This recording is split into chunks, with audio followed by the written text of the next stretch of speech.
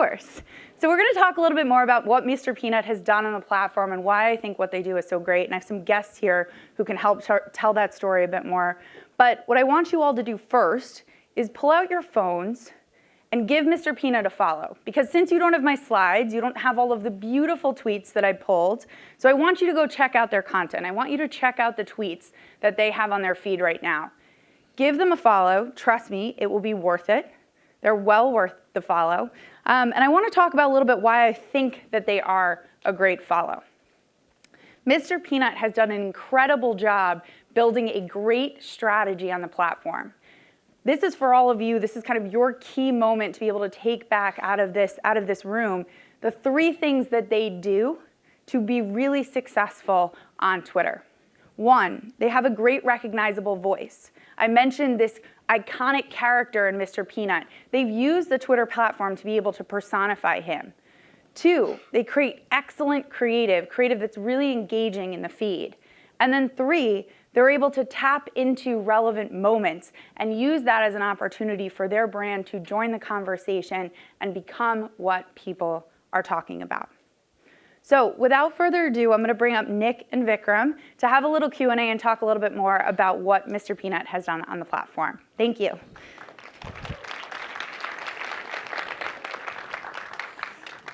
Before we get going, Thank you, Nita. Oh a boy. gift for you. I got a present, guys. Don't be jealous. So any cheese ball fans here, Planters cheese balls, show them up. Never buy the Utz ones, always buy cheese balls from Planters. They're the best. Everybody knows that. Thank you. We recently created Planters cheese ball powder. This is a very limited SKU. We are wearing our... You can put this on any food. I'm going to taste like cheese balls. Next time I'm in this French theater, fries, pizza, popcorn, try it on I'm coming back to the everything. movie and I'm going to sneak You can this put on. this on salad and it'll taste like cheese balls. I don't know what that says about me if I start putting this on a salad, but I'm okay with it. No judgment. Great. No Thank judgment. you guys. whatsoever. Thank you. Thank you for This having is us, amazing. everybody. Of course. So, Vikram Singh, you are at Kraft Heinz, and Nick Miaritis, did I say that right? I did, from VaynerMedia. So these are the team behind the incredible Mr. Peanut account and the incredible Mr. Peanut Twitter strategy. So again, I know we're going to have some great case studies that hopefully we'll be able to share at a certain point, but I want to start by talking a little bit about how this came to be. How did you build this great strategy? Vikram, I'll start with you. Was there a business challenge you were facing, or what led us into this moment? Yeah, of course. There are always challenges which always lead to some good work eventually happening. Planters, the problem was more than half of our business.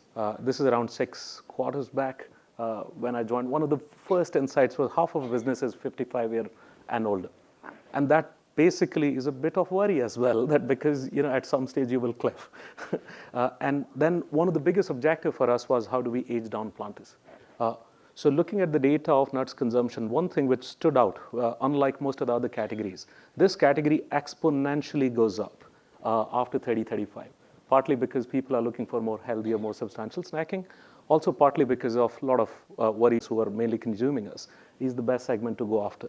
But then the thing was what really the brand has that to speak to these guys and what is the right point of difference that we want to own. And Planters and Mr. Peanut, for ages, has actually been standing for reliability and substance. That's the biggest difference between this and the other snacks. But then the question was, okay, what connects all this together?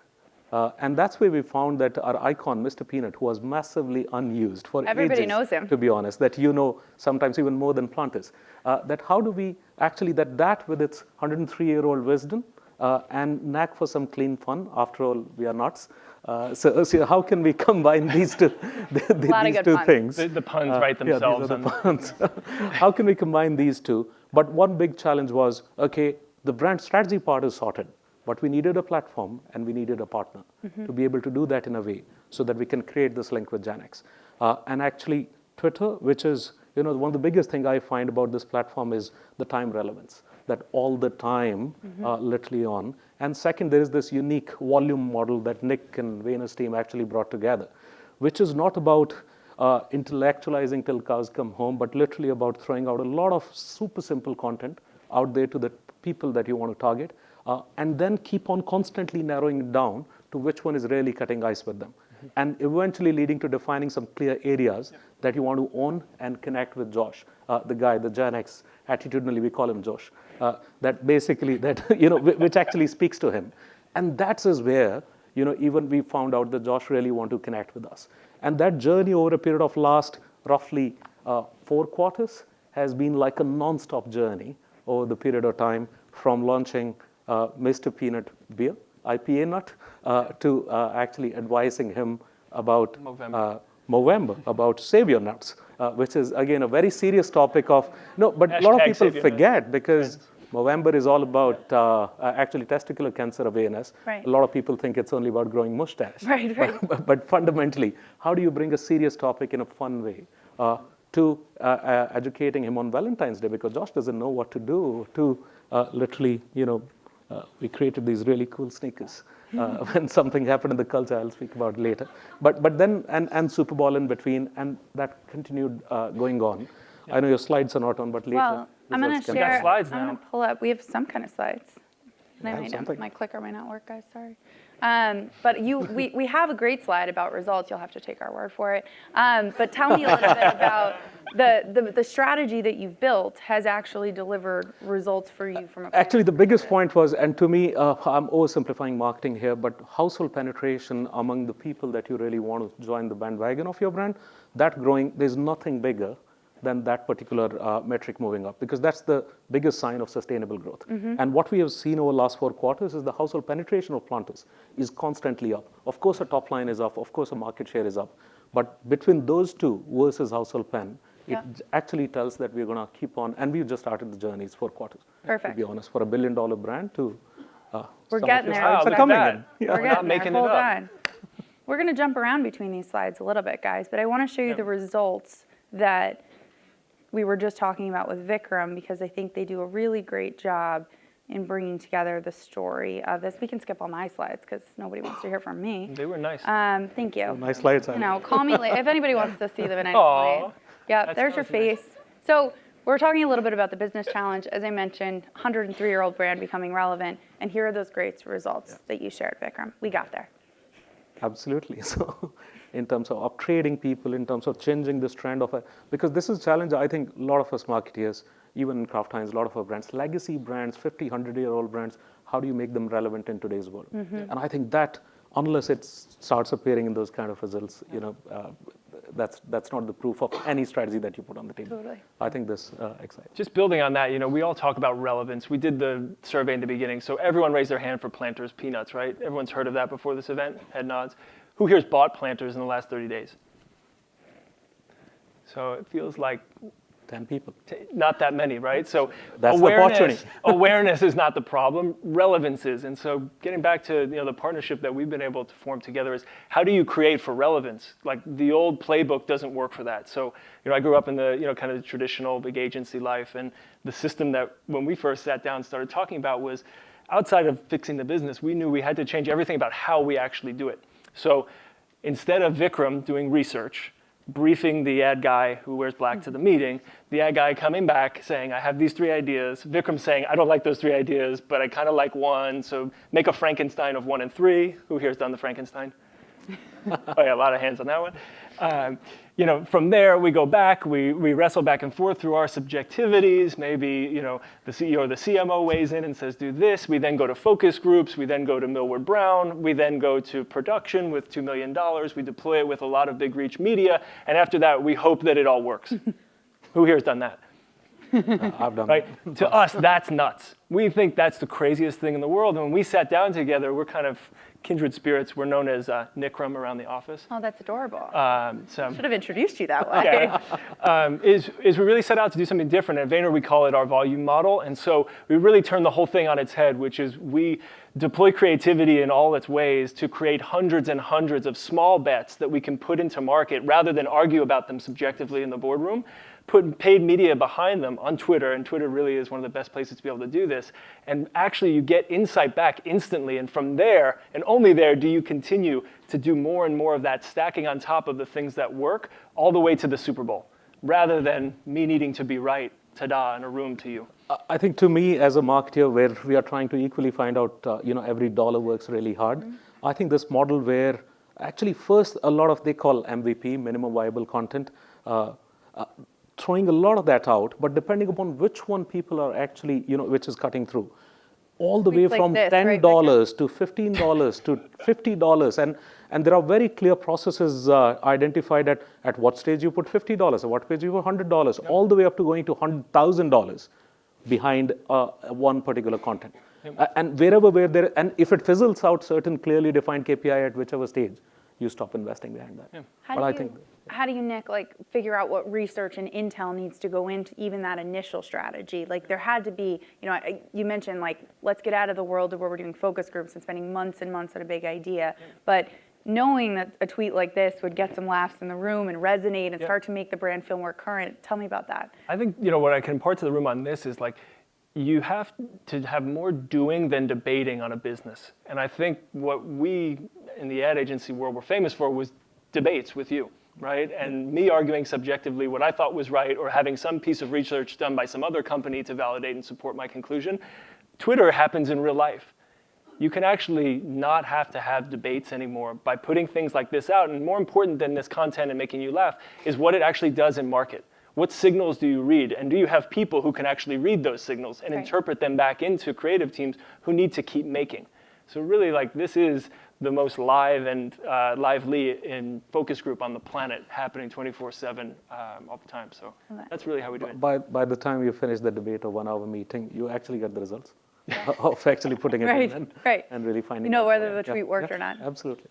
I talked a little bit briefly, and I'm actually going to skip back through my slides and just talk a little bit about these 3 components which I think make up a great Twitter strategy, which is, I mentioned, voice, creative, and moments. So I want to dig into voice, because how many people here have thought about what should my brand voice be on Twitter? How should I bring my personality to life? Okay, a couple people. Anybody who's not raising their hand is lying to me, because I get this question all the time, which is, how do I bring my brand personality to life? You had this interesting challenge of Mr. Peanut's 103 years old. He's been part of the company and part of the zeitgeist really for so long.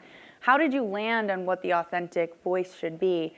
I pulled a couple of my favorite tweets, but like something like this I thought was great. And maybe you wouldn't expect it from a brand that's 100 years old. So tell me how you landed in the right place for Mr. Peanut.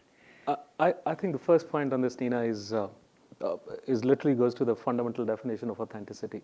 That it is, some people call it a reflection of your soul. It's basically finding out honestly who you are, and then being brave enough to own it and go ahead.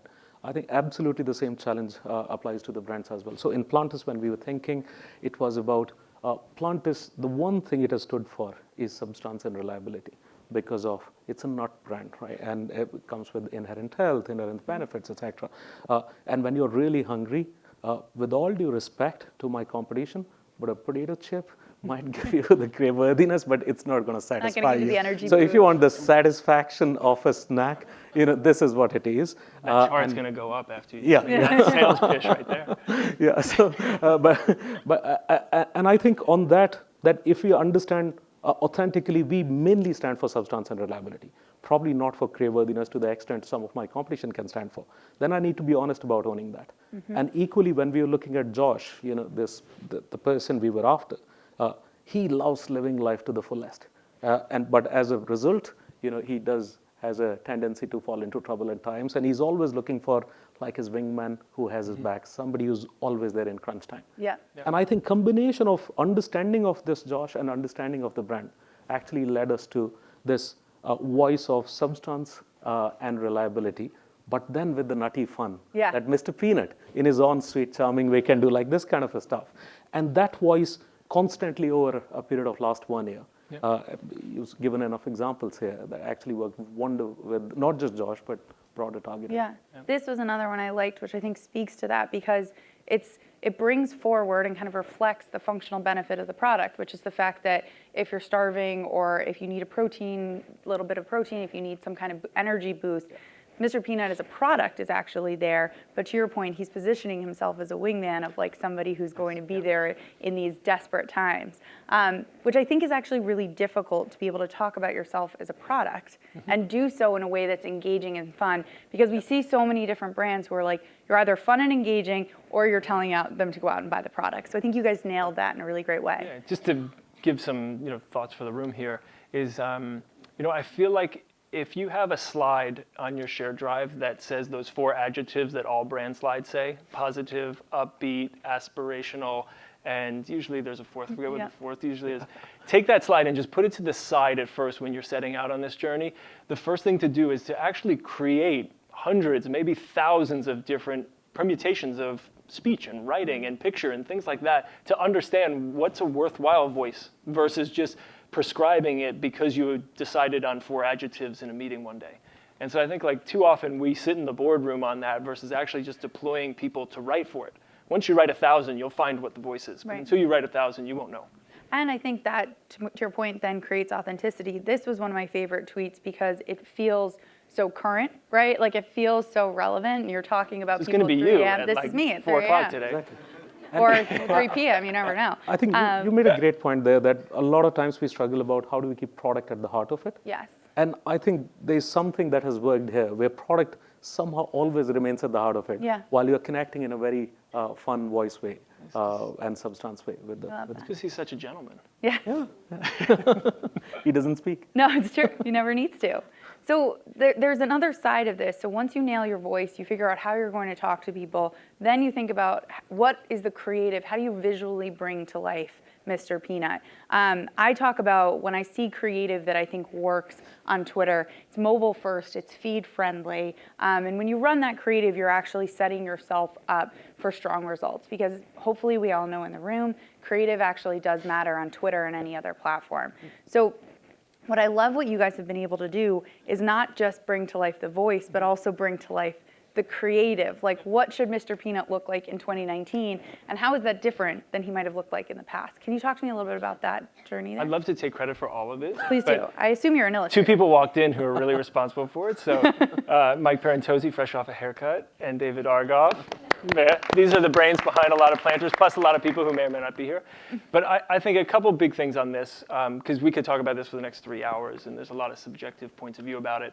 One would be just a mind shift that we've had on this team, which is moving from the world of being a buyer of impressions and thinking, oh, I can just buy media on Twitter and run ads, to a shift towards earning actual attention, right? So there's a very big difference in our industry. We love to measure the potential reach of things, but actually finding out what people pay attention to is what we're really at. And in order to do that on a platform like Twitter, you really need to dive into the context around a deep understanding of the platform, the topics that you're weighing in on, and the audiences. And so thinking of your audience not as just men, Gen Z, Gen X, but breaking them down into all the cohorts and interests. None of us in this room are just Josh, We're Josh, Nick, everybody. And that's really like our starting point on the creative side is being able to dial into the context to find the right answer. Which is probably something that drove this one, right? Can you tell me a little bit about this? Was this during the alien craze this summer? So this was, did anybody go? I want to know if anybody here made it back.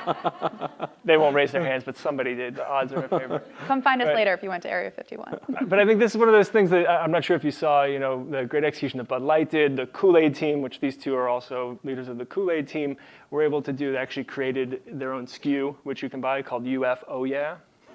Cute. It's a layup. But I think when you start to see things pop in culture, the most important thing I can convey to this audience is making sure you have a team set up to actually make a decision of whether or not you're going to do that. The paralysis that happens is because you can't get enough people in a room to be able to decide on that. And what we've been able to do as partners with Vikram and the team is to really never have to have a meeting. And that's kind of our goal in many ways, is to end this era of infinite meetings and calendars booked by being able to put it into a WhatsApp text thread, which I'm sure, Darg, right now, you're doing something and getting something without us looking at it up on the internet that's going to go crazy. But the team really runs all of these ideas when they see them, and we'll talk about the shoe later, through a WhatsApp thread and rarely meets to talk about creative until we actually know something about how it's performed. That's when we all play a different role in the team. But unless you have the ability to create hundreds of things and dive right into the context of this moment, you'll miss it before it's time.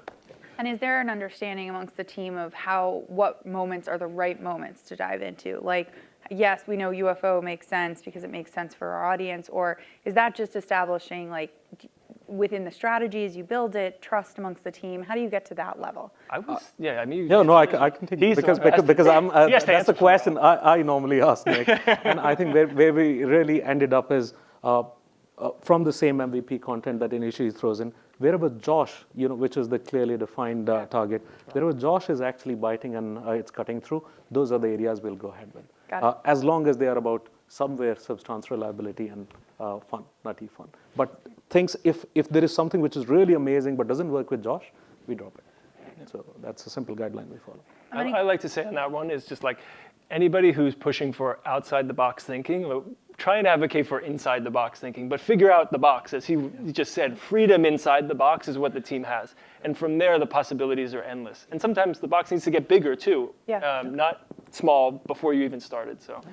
For what it is. I'm going to use this as an opportunity to transition into kind of the third component of a strong Twitter strategy, which to me is moments. We've touched on this a little bit, but I think this is something that the planners team and the Mr. Peanut team has really mastered, which is finding what the relevant moments are for the audience and then activating them in a big way and using that as a jumping off point for their audience to have conversations. So there's two in particular that I want to jump into. Excuse me while we jump through our slides. Seeing the Patriots is painful. Well, I think you guys were the highlight, and we'll talk a little bit about this, but Mr. Peanut did a ton of great content throughout Super Bowl. Apologies in advance, Scientologists in the room and Area 51 people, apologies in advance. It was his idea. The game was, nobody will be mad at me for saying the game was so boring that I was like just watching my feed waiting for more Mr. Peanut reaction comments because they were so good. But that was a great moment, I think, for your positioning around we're there in crunch time, even if there is no interesting moments in the game, we can turn the ads into something fun and it can become running commentary, which is great. I have a sizzle reel, which I'm going to show and hopefully might have some sound, but TBD today, that shows some of the great work that the team did, and then let's dig in and talk about it a little bit more. Thanks for bearing with me, guys, while we go through all slides in reverse. Okay, let's try this. Arthur Jones. Why is the clock stop? The Super Bowl is one of the most unpredictable stages in advertising. The biggest sporting event in the world played out in real time to hundreds of always there in crunch time. That was amazing. So you guys owned the Super Bowl. Yeah, let's give them a clap for that. That was amazing. Nick, Vikram, team, congratulations. You call me Nikram now. Nikram. Yeah, I told her. Tell me a little bit more about, I want to know exactly what happened day of, because I think for all of us, most of us have probably been in a war room. We've probably had the ask for real-time content. Yep. Tell me how that night went down. How'd you plan for it? How'd you execute it? I think I need to give the credit of this to Nick, but one of the things is, of course, when we all go for Super Bowl, and whoever in the room have already done that in past, we all are focused on creating the best possible spot under the earth that people will go crazy about. But I think what really helps, and this insight came from Nick, to be honest, is to, one, recognize and second, respect that there'll be 50 plus teams, brand teams, doing exactly here in terms of whatever anybody else does, because speaking of time relevance, it's so important because it's like, ads are coming and then, you need to make your decision then and there. But fundamentally, if there is something amazingly creative coming from somebody else, how instead of them, Mr. Peanut can end up doing that. And because of his own likable way and charm, people actually liked him more than probably some of the original ads which were happening. And maybe you want to add? Yeah, I think just adding on top of that is, I think the game is about 3 hours and 44 minutes. You're the math person, so please check this. And he's really good at math. That's like 13,000 plus seconds, right? Yep. Is that right? Yep. All right, pretty good. And when we think about Super Bowl, like you're making this massive investment, obviously on TV, but then as everyone's sitting in their living room now, we're all just constantly looking at our phones. And so the insight for us is how do we win the attention battle for 13,000 seconds, right? So we bought 30 on the Super Bowl. Now there's 13,000 happening out on Twitter. And for the team, credit to them, the question became, okay, how much stuff can we make and what wrapper can we put that within? So the freedom to be able to just give away a signed A-Rod jersey to the first person who retweets at you and do literally hundreds of those throughout the night was really what set it off, where, keeping people plugged in, anticipating what was going to happen next, and being like, oh, I want to see and tune in. That was really what we were trying to do with it, and so that unlocked the strategy for us. I love that. And talk to me about some of the technology in the studio that we touched on a little bit in the video. Well, the cool part about what we're building at Vayner2 is that we're all things strategy, media, creative, and now production with Vayner Productions and some other partners that helped in on this. And so we were able to make everything under one roof and have complete control with Vikram and the team with us there. So we literally had 2 studios going on where this like Lord of the Rings Gollum style motion capture suit stuff was happening, feeding back into when people like Mike were just dreaming up of an idea, say, dream it, go do it. And so I would say that like bringing all the pieces together on Super Bowl is really key. Even if you don't have a production studio and all those things, making sure everyone's on the same page and being able to work with literally no time is what you have to do if you want to compete on that stage. That's great. Now, we mentioned we're in Super Bowl 2020 planning. What did you learn from 2019 that you think you're going to take into 2020? We need more sleep. Already stopped sleeping. Oh, great. And my goal is exactly the reverse, so that Nick doesn't sleep. I think for us, then you go. I think, with Super Bowl, there's just this massive attention opportunity. It's the one day a year that people actually want to look at a lot of the stuff that we all do for a living. I think you have to respect that and put things out that really people will be drawn to and want to talk about and have the highest possible creative bar. 2 is, I think you really have to challenge a team to say, what's something that hasn't been done before? And I think that alone takes a lot of ideas that will get shared and puts them down at the bottom. Mm-hmm. And so that's how an idea like this rose to the top, which is this had never been done before. No one tried anything like this. And then the third thing would be working really close with the platform. Yeah. I would say that like the beauty of the relationship was also the ability for the team to be in the room with us as part of our team, not just an extension of some sales unit that was trying to run media on Twitter. Yeah. It was real like creativity going on the platform side, which unlocked a lot of the potential of doing this. Great, love that. Yeah, our targets are double. And I'm not speaking about sales target here in terms of what kind of impressions and what kind of connections that we want to create during this. And that means your creativity has to be probably 10x. Yep. I think one of the biggest thing is nothing comes in really. This is one place where we don't work in the box. This is the place where we are completely open the box and go into places which are not done. I know the thought, but I can't share at this point in time, but it's going to be crazy. Well, we're all new followers of Mr. Peanut, so we'll be following along, and we're really excited to see what you guys have to share with us.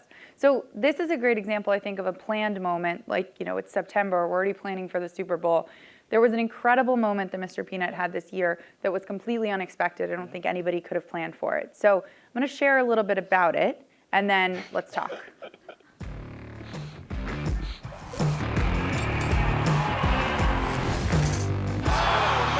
Like he did it on purpose. Look at that.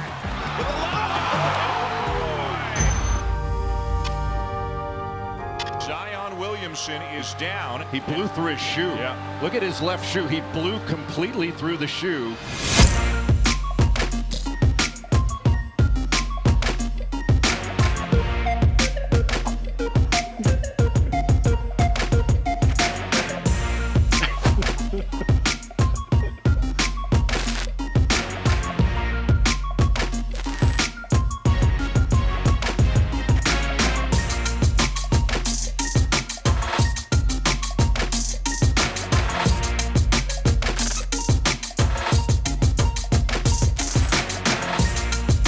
Hey, sneakerheads, listen up. Planters Peanuts has rolled out a new sneaker. These are called Crunch Force One, a takeoff of Nike's Air Force Ones. The company says its shoe is made of premium leather, has a Mr. Peanut tongue and a peanut insole. And they're not edible.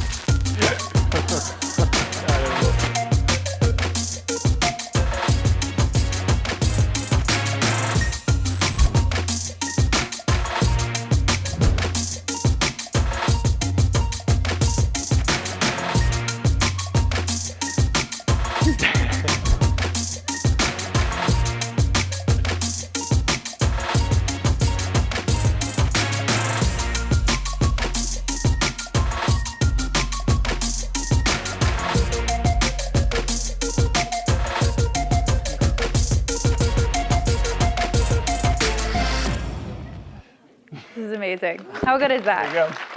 You guys all have to get pictures. They're both wearing the shoes. Yeah, They are. Pretty amazing. so they are real. They're real. They happen. And Okay. they come with a custom monocle as well. So I need one of money those. by now. This speaks about the importance of time relevance, that how important it is that, and that's why the model where if something has happened, when Xeon shoe opened, literally it was important for the street to go in that moment. Yeah. And even that day, probably, Video was really fun. We made it over the weekend. Is there was no plan for basketball. There was the intent to say Josh is into basketball. And what we used to do, again, back in the old way of doing things, was maybe a year prior, we would start presenting ideas. You would look at them, say, I like this one, the snack it bracket, or whatever it was. And from there, we would go make that 8 months prior. You know, what's unique about what we've been able to do and what we're really trying to build more and more of is the ability to plan, you know, like you do manufacturing just in time, you do initiatives just in time. And so this type of thing happened. You know, we could never plan for this, but we were able to build an entire basketball program around this. And by program, I mean hundreds of pieces of content. You're seeing 3 of them here that are still going right now. And so there's a halo on that that moved the brand into a completely different space that if we had briefed that a year prior, we would have never found. Yeah. And so, you know, that openness is really key to the work that we do. And I think you being open makes sure that you're not just one and done on the Super Bowl, right? Like Exactly. you probably put so much effort into that, and then, you know, this didn't happen that long after the Super Bowl. The team was probably like, we're finally getting to sleep, leave us alone. No, But- that is completely false.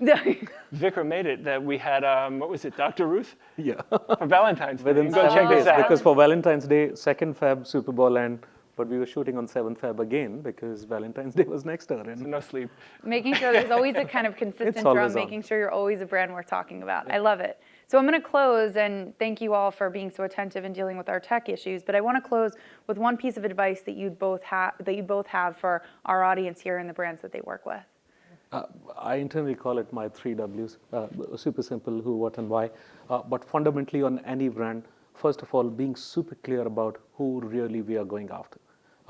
What fundamentally means that what does really matter to him or her, and does my brand authentically has anything in it to be able to own it. And third is, why would they care?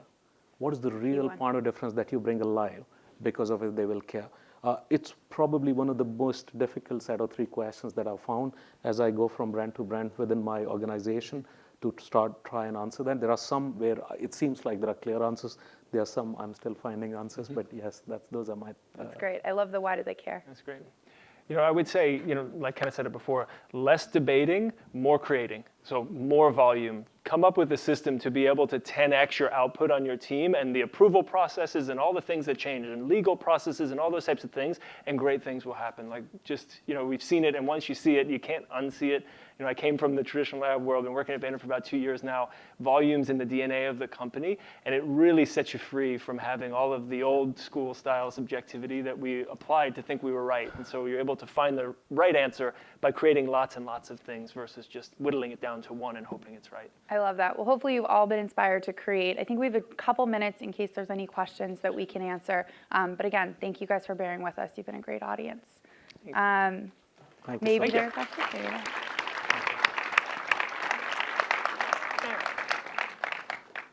Any questions from the back, or are we good? I loved it. Sir, Any questions anyone wants to yell at us? free cheese balls? How often do you Mine. delete tweets that don't work ever? Never. Yeah. They all work. That's kind of the thing. It's the biggest problem with what holds people back from doing volume is that, you know, when something actually fails epically, that's what we want almost in some ways because of the insight that comes back from it. So you get smarter every single time that you do something. So we try and imagine that like there is learning always, and learning is what the agenda is, not doing things. So even when you fail, you learn something which gets you sharper for the next time. Nick, we have another question here that I'm going to have you take. If you don't have a company figure or an icon to personify, how do you think about framing Twitter content to communicate your brand's personality? I know you at Vayner work across a number of different clients and brands. Yeah, I think just be true to, you know, who you are as a brand. To Vikram's point about authenticity, there are certain truths that you know, an animated peanut is different than, you know, how we speak with, you know, our partners at GE, but they're both true to who they are. And you can go on right now, just, you know, bring it to GE because it's a funny example. It's so different from Planters. Check out the work that the team's doing right now on GE. It's all celebrating the employees and the amazing things that they make and giving them the voice. And so I would say that like it's closer than you think, and just audit the people around you and your brand and the DNA of it, and the voice will reveal itself. So it's the short answer to it. And do you feel like there's been an evolution of the Mr. Peanut voice? Like Mr. Peanut's been on Twitter since 2010. Can you talk us through a little bit of like how we've gotten to where we are now? I think the biggest one, we started more from a little more circumscribed on wisdom and substance and reliability, which is far more core to the brand. But I think over a period of time, we are open to the nuttiness, but in its own cute way that Mr. Peanut can do. And consumers sometimes, when you're engaging with them, you become like a friend. They give you that license to be able to go beyond than just some of the stuff. It's still not massively away. And the guy doesn't speak. Yeah. He just says a post or so simple stuff, but people love it. So we have opened on the humor aspect of it, the brand significantly as we started connecting. There you have it, guys. Lean into your nuttiness. Thank you so much for coming. Have a good day. Everybody. Thank you.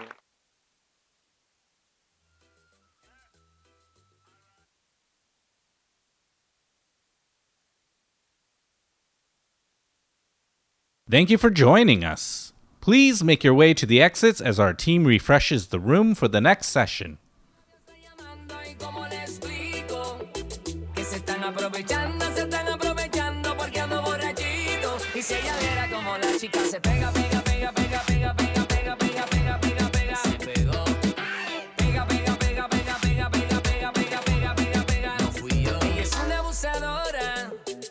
De mí se aprovechó, le dije que tenía novia, pero no le importó, no le importó. Ella es una abusadora, baby, seguro no fui yo.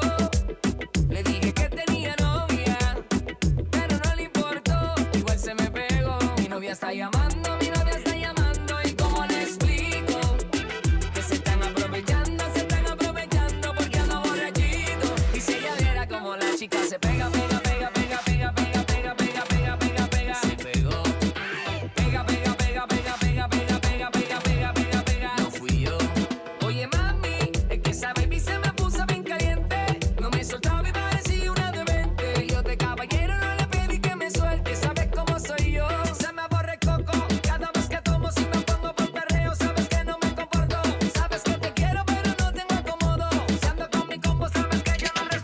Mi novia está llamando y cómo le explico que se están aprovechando porque ando borrachito. Y si ella viera como la chica se pega, pega,